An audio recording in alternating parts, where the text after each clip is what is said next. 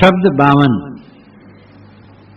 बूझ लीजिए ब्रह्मज्ञानी, घोर घोर बरसा बरसावे परिया बुंद न पानी। चिंटी के पग हस्ते बांधो छेरी बेग रखावे, उदत माह ते निकर छाछरी चौड़े ग्रह करावे। मेढक सरप रहत एक संगे बिलैया स्वान बियाई, नित उठ सिंह सियार सुडर पे अद्भुत कथो न जाई। कौने सुनसे मृगा बन घेरे पारत बाणा मेले, उदत भोगते तरिवर डाहे मत शहेरा खेले। काहीं कबीर अद्भुत ज्ञाना को यह ज्ञान ही बूझे, बिन पंखे उड़ जाए आकाशे जीवई मरण न सूझे। ब्रह्मज्ञानियों को साहब ललकारते हैं, बूझ लीजिए ब्रह्मज्ञानी, अय ब्रह्मज्ञानी जरा ब्रह्म को समझ लो ठीक से। तुम बिना समझे ही ब्रह्म ब्रह्म कह रहे हो, समझते नहीं हो। ब्रह्म का अर्थ है बड़ा, बृहत्वाद ब्रह्म, और बड़ा है मनुष्य का आपा, मनुष्य की चेतना, आत्मा, जीव, यही बड़ा है। और इसको न समझ करके तुम बड़ा ब्रह्म कहीं अलग खोज रहे हो,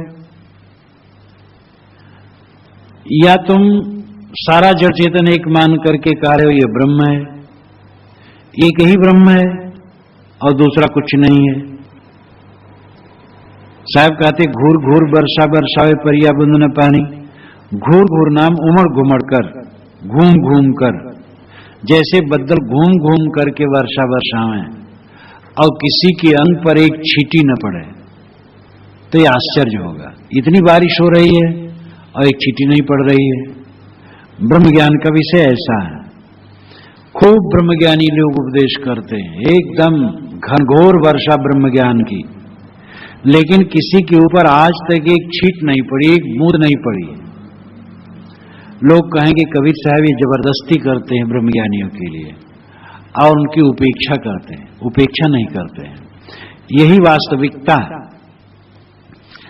क्योंकि वेदांत एक जीववाद मानता है। वेदांत में कई शाखाएं हैं। एक तो वेदांत का अर्थ होता है उपनिषद, गीता और ब्रह्मसूत्र का सम्मिलित स्वरूप। मुख्य उपनिषद वेदांत है, 10 उपनिषदें, ईश, केन, कठ, प्रश्न, ऐत्रेय, तैत्तिरीय, मुंडक, मांडूक, छांदोग, बृहदारण्यक, ये 10 उपनिषदें प्रामाणिक उपनिषदें। श्वेताश्वतर इस प्रमाण कोट में नहीं रखा जाता है, लेकिन पीछे जोड़ लिया जाता है तो एकादश उपनिषद कहा जाता है। ये वेदांत है, वेद का अंत भाग है। लेकिन इस वेदांत में इन 10-11 उपनिषदों में भिन्न भिन्न ढंग से कहा गया है, तो इसके समाधान के लिए गीता बनी। तो गीता में और समाधान नहीं हो पाया, क्योंकि गीता का लेखक बहुत दर्शनों का विद्वान था और उसमें करीब करीब सारे दर्शनों को रख दिया तो और उलझ गया। तब उपनिषदों का समाधान करने के लिए ब्रह्मसूत्र बना, जिसको वेदांत दर्शन कहते हैं। बादरायण का 6 दर्शनों में एक है।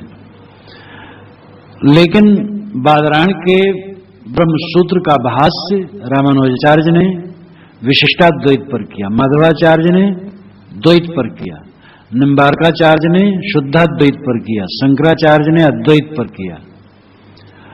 फिर द्वैताद्वैत, अचिंत भेदा भेद, अनेक शाखाएं निकली। ये सब वेदांत कहलाती है। लेकिन खास वेदांत अद्वैत ब्रह्म का वेदांत केवल शंकर का है। और शंकर के वेदांत में आज से 400 वर्ष पूर्व 43 शाखाएं हो गई थी, और इन 400 वर्षों में पता नहीं और कितना हो गया होगा। तो एक अद्वैत वेदांत में अनेक शाखाएं हैं, और उसमें एक जीववादी होते हैं, वे कहते हैं जीव एक है और उसका मोक्ष हो जाएगा, बस जगत समाप्त हो जाएगा, और जगत है इसलिए किसी का मोक्ष हुआ नहीं है। एक जीववाद का मतलब कहो चाहे ब्रह्म, एक शाखा है एक जीववाद, बस तो एक ब्रह्म है, और एक ब्रह्म है और उसका मोक्ष हो जाए तो फिर और क्या रह जाएगा। प्रसिद्ध वेदांत चिंतक श्री अप्पे दीक्षित के प्रसिद्ध ग्रंथ सिद्धांत लेश संग्रह में अंतिम संदर्भ मुक्त विचार है। उसमें टिप्पणीकार एक जीववाद के सिद्धांत को लेकर लिखते हैं, जीव के एक होने से उसका मूल अज्ञान भी एक ही है। इसलिए एक जीव के किसी भी अंतःकरण में तत्व साक्षात्कार के उदित होने पर अज्ञान का देव, त्रियक, मनुष्यादि संपूर्ण सुकार्यों के साथ उसी क्षण नाश हो जाता है।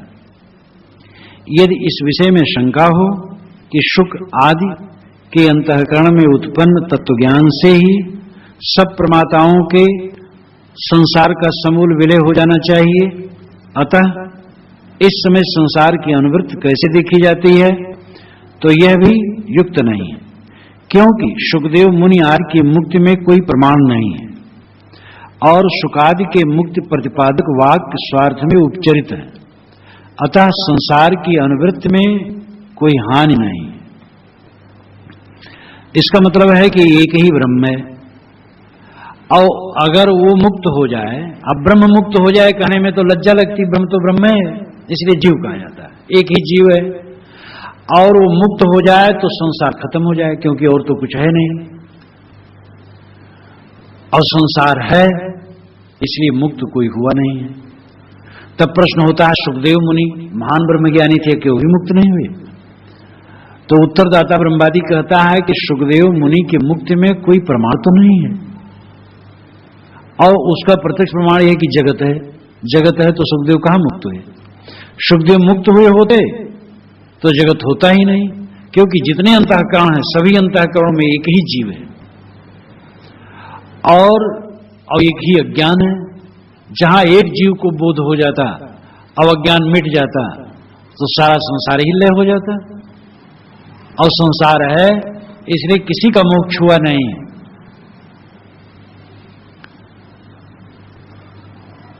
गंगाधरेंद्र सरस्वती लिखते हैं, संपूर्ण जीवों की मुक्ति जब तक न हो तब तक अविद्यावत पुरुष से कल्पित सत्य काम और सत्य संकल्प से कल्पित जगत की स्थित लय और उत्पत्ति में समर्थ और मुक्त पुरुषों द्वारा प्राप्त स्वतः चिद्घन अद्वितीय ब्रह्ममय हो। इतनी उलझी हुई बात और इतना निरर्थक धारणा क्या कहा जाए।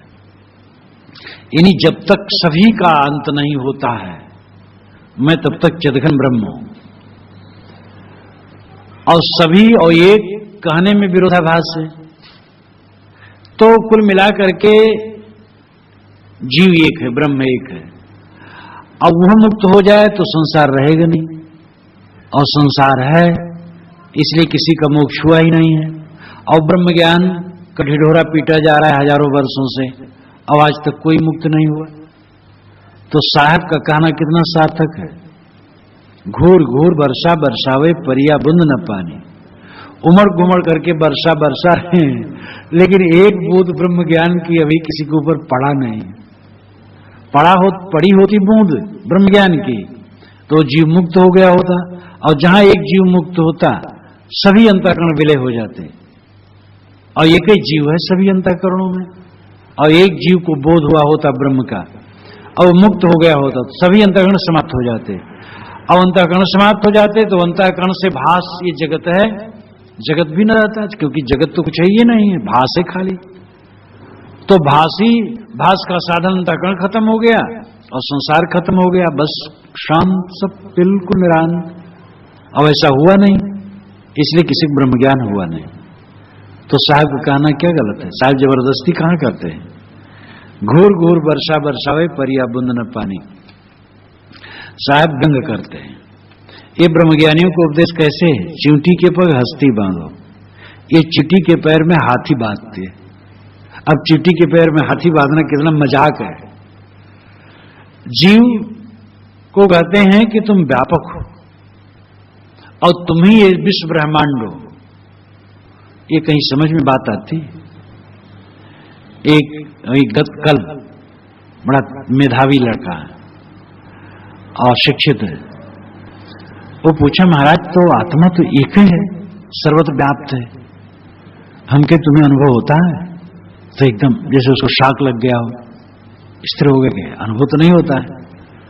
हमको बतलाओ, एक अखंड सत्ता सर्वत्र परिपूर्ण हो तो संसार में गति हलचल होगा, संसार होगा, एकदम मगन हो गए। ये बात तो कभी सोचा ही नहीं हम के, जहां एक अखंड वस्तु व्यापक होगी संसार होगा ही नहीं, न कहने वाला होगा न सुनने वाला होगा। तो ये महिमा के जोश में क्यों भागे जा रहे हो? व्यापक महिमा परक शब्द है। व्यापक यानी विशाल, महान, शक्तिशाली। इसलिए शक्तिशाली, व्यापक का अर्थ शक्तिशाली भी होता है। तो क्यों भ्रम में पड़े हो? तो कहे हाँ, बात तो आप सच कहे। तो साहब कहते, चींटी के पग हस्ती बांधो। ये तुम्हारा ब्रह्म ज्ञान क्या है? चींटी के पैर में हाथी बांधते हो, छेरी बीग रखा है, और बकरी को बीग रखाता है, बिगवा, यानी जो हिंसक है, जिसकी वो हिंसा करके खा जाता है, उसी की वो रक्षा कर रहा है। उल्टवासी उदय माते निकल छाछरी, समुद्र में से छाछरी मछली निकल करके चौड़े ग्रह करावे। चौड़े नाम मैदान में ग्रह घर बनवाती है। ग्रह, ये गृह का भ्रंश है। ग्रह शुद्ध शब्द नहीं, गृह शुद्ध शब्द है। गृह नाम घर, वो गृह ही टूट गया, ग्रह हो गया। तो मछलियां समुद्र में से निकल करके मैदान में मकान बनवाने लगी अपने रहने के लिए। मेढक सर्प रहते एक संगे, मेढक और सांप एक साथ रहने लगे। बिलैया स्वान भी आई, बिल्ली कुत्ता पैदा करने लग गई। नित उठ सिंह सियार से डर पे, रोज रोज उठ करके सिंह सियार से डरने लगा। अद्भुत कथन हो जाई। ये अद्भुत बात कहीं नहीं जाती। ये सारी बातों में चींटी कौन है, हाथी कौन है, बीग कौन है, छेरी कौन है, मछली क्या है, मेढक सांप क्या है, बिलैया स्वान क्या है, सिंह सियार क्या है, इसका अलग अलग अर्थ करने की कोई जरूरत नहीं। ये कठोजती करने की आवश्यकता नहीं। ये सब का सब व्यंग है। ये उल्टवासियां व्यंग साहब ने की है। ब्रह्म ज्ञान पर व्यंग है। एक ही ब्रह्म मानते हो, एक ब्रह्म सर्वत्र परिपूर्ण है और जड़ चेतन सब कुछ वही है। ये सब कितना उल्टा पलटा है। जड़ चेतन का भी नाम लेते हो। जब एक है तो कौन ब्रह्म को ब्रह्म कहने की क्या गर्ज है? जानना ब्रह्म ऐसा किसका फर्ज है? ये निर्मल साहब की वकालत, वो अद्भुत पुरुष थे वो निर्मल साहब। निर्मल साहब अगर जिए होते 60-70 वर्ष तक तो पारक सिद्धांत को साहित्य से पाठ दिए होते, और ऐसे महत्वपूर्ण साहित्य देते, क्या पूछना। ब्रह्म को ब्रह्म कहने की क्या गर्ज है? जानना ब्रह्म ऐसा किसका फर्ज है? एक प्रश्न ऐसा है कि ब्रह्मवादी उत्तर नहीं दे सकते, क्योंकि एक ही ब्रह्म है। तो कौन ब्रह्म का उपदेश कर रहा है, किसके लिए कर रहा है? सुंदरराज जी ब्रह्मवादी थे, लेकिन अपने ही सिद्धांत में शंका करके कहते हैं व्यापक ब्रह्म रहो भरपूर, तो दूसरा कौन बतावन हारो।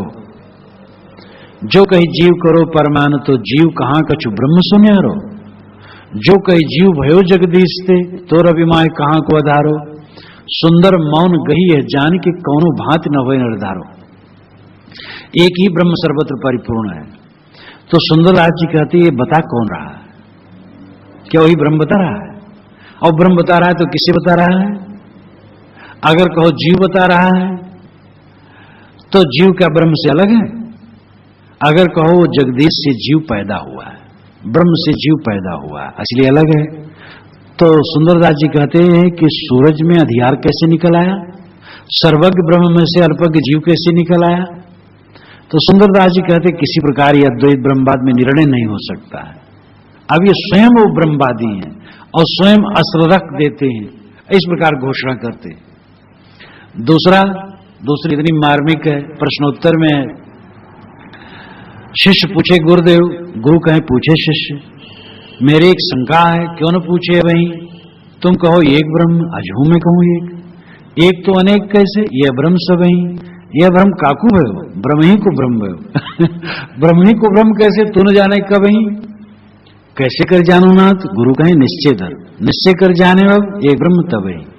सुंदरदास जी कविता बनाने में बहुत तेज थे और उनकी कविताएं शास्त्रीय ढंग से हैं। गुरुदेव शिष्य कहता, गुरुदेव हाँ बेटा मुझे एक शंका है, अभी क्यों नहीं पूछ लेता है? तुम कहते हो एक ही ब्रह्म है, अभी मैं कह रहा हूं एक ब्रह्म है, तो एक ब्रह्म है तो अनेक का भ्रम क्यों हो रहा है? तो कहे हाँ ये सबको भ्रम जरूर है। तो ये भ्रम किसको है महाराज? अब ज्ञानी बहुत परेशान होगी, किसको होता है? अगर कहे ब्रह्म को भ्रम है तो अब ब्रह्म को जब भ्रम है तो ठिकाना कहां है? और जीव को भ्रम है तो ब्रह्म से जीव अलग नहीं है। तो कहे महाराज ये भ्रम किसको है? तो कहे भ्रम ही को भ्रम गए। जब नहीं कुछ उत्तर सूझा तो कहे भ्रम ही को भ्रम हो गया। अब भ्रम को भ्रम क्या होगा? नहीं कहे भ्रम ही को भ्रम गए। तो शिष्य ने कहा महाराज भ्रम ही को भ्रम कैसे? तो कहे तू न जाने कभी, तूने कभी जानने की चेष्टा नहीं की, तो महाराज कैसे जानू? तो तुम निश्चय धर लो कि भ्रम को भ्रम हुआ है। अच्छा महाराज निश्चय कर लिया, बस तब एक ब्रह्म हो गया। जबरदस्ती मनवाना है, मान लो और कोई चारा नहीं है।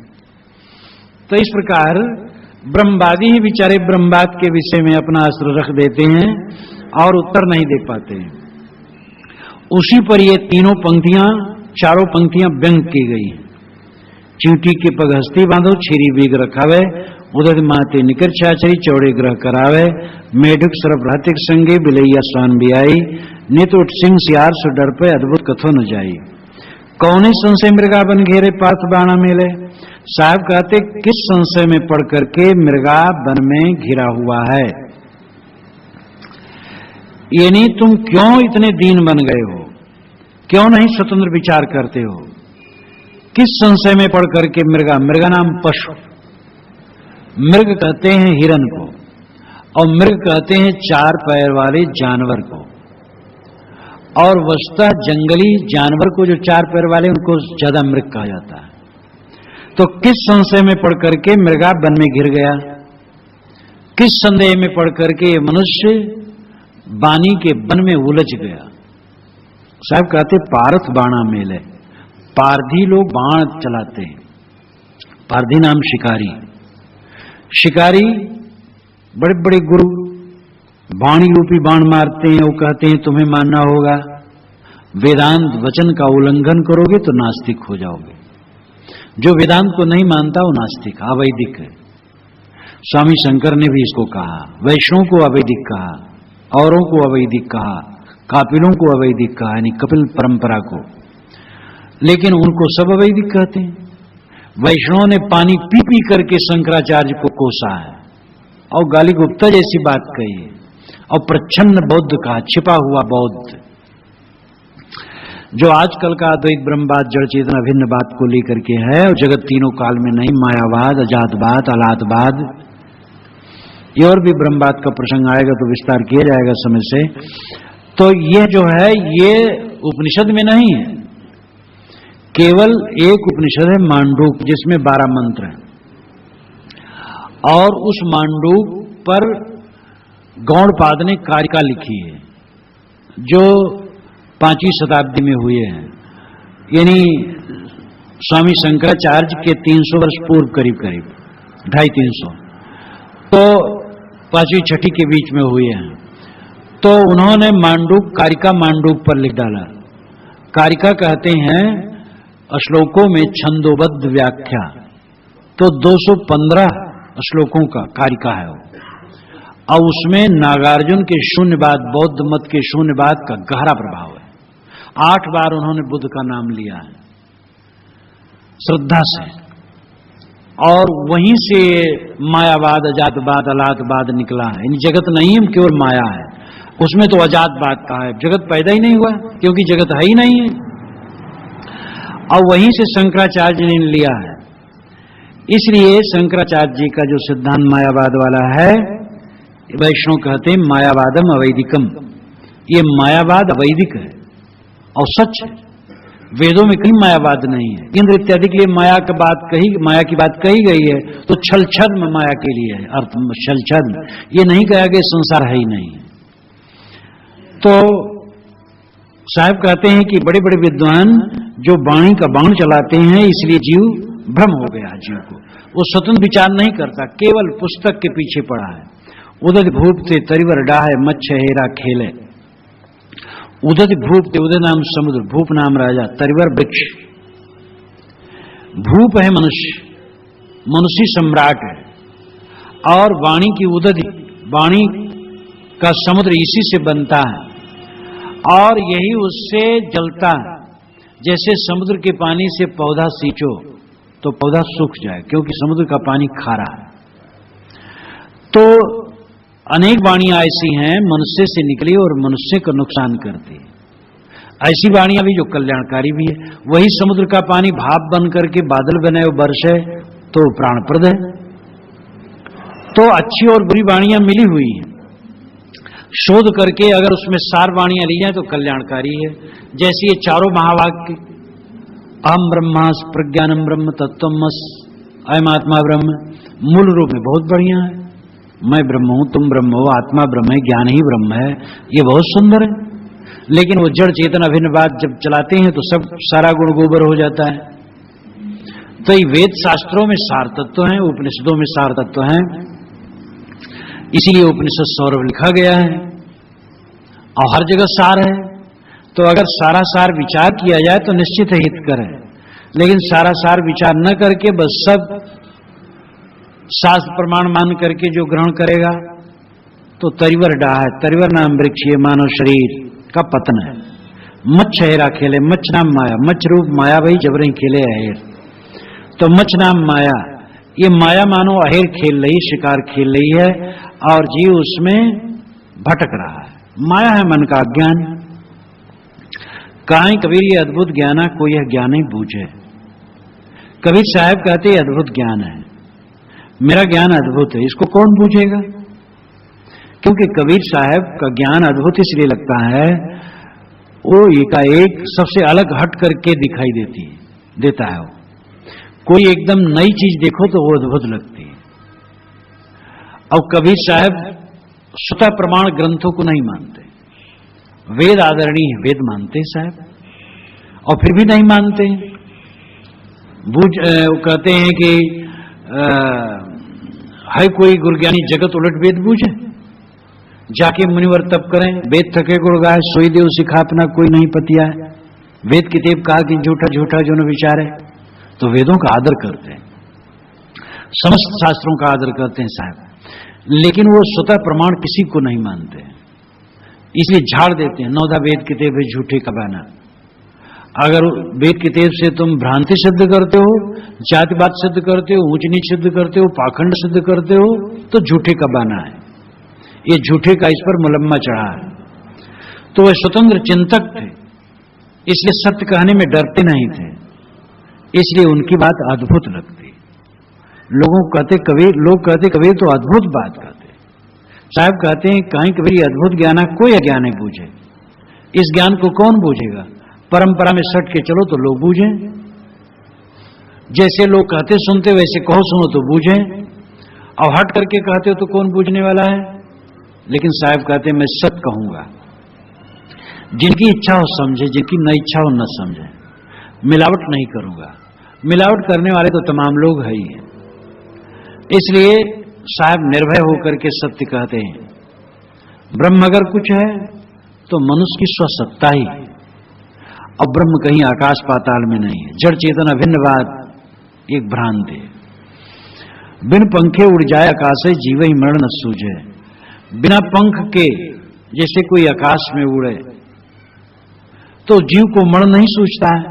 पक्षी को उड़ते देखा, सोचा मैं भी उड़ जाऊंगा, तो छत पर चढ़ा और हाथ फैला करके कूदा कि उड़ूंगा, और गिरा और हाथ पैर टूट गए। तो क्या समझदारी? तो साहब कहते हैं ये जीव बिना पंख के आकाश में उड़ता है, बिना समझ के ये भ्रांतियों में भटकता है। जीव ही मरण न सूझे, इस जीव को मरण नहीं सूझता है, यानी मनुष्य को अपना पतन नहीं दिखता है। स्वरूप ज्ञान को छोड़ करके बाहर भटकना अपना पतन करना। तुम्हारा परमात्मा, तुम्हारा ब्रह्म तुम्हारा मोक्ष, निर्वाण, परमानंद, परम सुख, सुख, आत्यांतिक आनंद, निर्वाण तुम्हारा अपना स्वरूप है। सारी वासनाओं को छोड़कर निस्वरूप में स्थित होना, यही तुम्हारा कर्तव्य। ये सदगुरु का उपदेश है। हो जो ठाड़ का तो तय को धोखे जन्म गंवाओ, तुम स्वयं हुजूर हो, मैं खड़ा होके कहता हूं, अपनी जिंदगी क्यों व्यर्थ गंवा रहा है। इसलिए साहब इसमें ब्रह्मवादियों को ललकारते हैं, बूझ लीजिए ब्रह्मज्ञानी, घोर घोर वर्षा बरसावे पर्याबंद न पानी। उमड़ घुमड़ करके तुम ब्रह्म ज्ञान का उपदेश करते हो, आज तक तुम्हारे ब्रह्म ज्ञान से किसी का मोक्ष नहीं हुआ, क्योंकि एक का मोक्ष हो गया होता तो जगत न रहता। ये तुम्हारे ही सिद्धांत से मान्य है, क्योंकि जीव एक है, ब्रह्म एक है और जगत है, इससे ब्रह्म ज्ञान से किसी को मोक्ष नहीं हुआ। तो जरा पुनर्विचार करो। अरे ब्रह्म शब्द एक है और सभी जीव में ब्रह्मत्व है, श्रेष्ठत्व है। जो वासना त्याग करेगा उसका कल्याण होगा, जो नहीं त्याग करेगा उसका क्या कल्याण होगा। इसलिए पुनर्विचारणी है।